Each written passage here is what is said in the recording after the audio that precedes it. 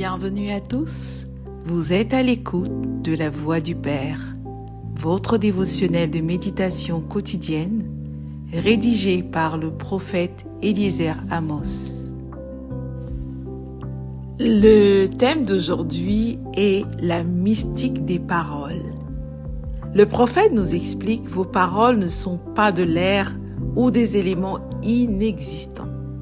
Vos paroles sont au contraire de véritables êtres spirituels. Jean 6 au verset 63 dit « C'est l'esprit qui vivifie. La chair ne sert de rien. Les paroles que je vous ai dites sont esprit et vie. » En effet, elles peuvent se lever et plaider votre cause, vous justifier, vous dénoncer ou vous condamner. Matthieu 12, 37 nous dit « Car par tes paroles tu seras justifié, et par tes paroles tu seras condamné. » Vos paroles peuvent vous parler, c'est-à-dire que vous pouvez être transporté dans une dimension où elles vous réconfortent et vous rappellent que vous êtes un fils de Dieu. Vos paroles ont une intelligence. Ce sont des esprits et ce sont les serviteurs les plus fidèles d'un homme. Vos paroles sont aussi vos anges, car vous avez, à travers elles, le pouvoir de créer des anges, des esprits qui auront pour but d'accomplir ce pourquoi vous les avez libérés. En Christ, vos paroles sont soutenues par l'autorité de Dieu. Elles ont donc le poids et la valeur des siennes par la vertu du Saint-Esprit. Matthieu 18, 18 nous dit « Je vous le dis en vérité, tout ce que vous lierez sur la terre sera lié dans le ciel, et tout ce que vous délierez sur la terre sera délié dans le ciel. » C'est pourquoi, de même que la pluie ne retourne pas aux cieux sans avoir fécondé la terre, de même, vos paroles ne reviennent pas à vous sans avoir accompli ce pourquoi vous les avez libérés. Tout comme Dieu nous l'apprend lui-même dans Ésaïe 55, versets 10 à 11, où il est écrit « Comme la pluie et la neige descendent des cieux et n'y retournent pas sans avoir arrosé, fécondé la terre et fait germer les plantes, sans avoir donné de la semence au semeur et du pain à celui qui mange, ainsi en est-il de ma parole qui sort de ma bouche. Elle ne retourne point à moi sans effet, sans avoir exécuté ma volonté et accompli mes desseins. » Vos paroles revêtent le caractère et l'émotion de leur signification. Ce sont des soldats programmés pour accomplir. Alors ils accomplissent toujours la raison de leur existence. Dans le monde spirituel, vous pouvez voir vos paroles, les entendre, les toucher, car ce sont des éléments spirituels tangibles et concrets. Certains ont mis leurs paroles en conflit entre elles-mêmes. Il est possible, par vos paroles, de créer une guerre des esprits, parce que à chaque fois que vous parlez, vous envoyez des esprits en mission, et les paroles opposées se combattent entre elles, car elles ont des missions opposées. Vos confessions de santé et vos confessions de maladie sont en conflit entre elles.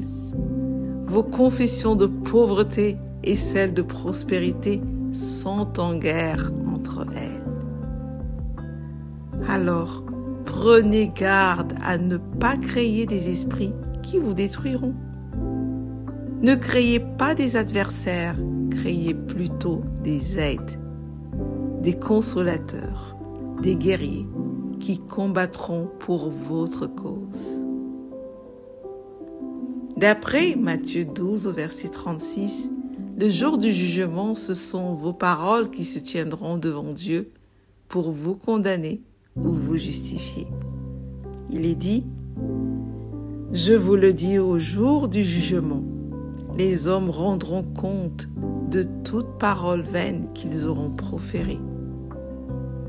Car par tes paroles, tu seras justifié, et par tes paroles, tu seras condamné. Ayez et envoyez de bons esprits en mission pour votre cause. Vos paroles sont vos soldats les plus fidèles.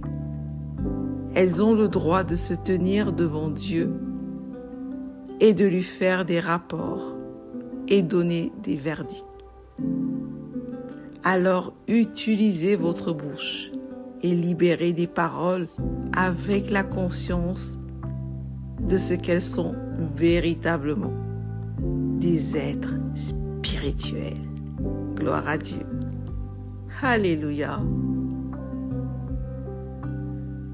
Confessons ensemble.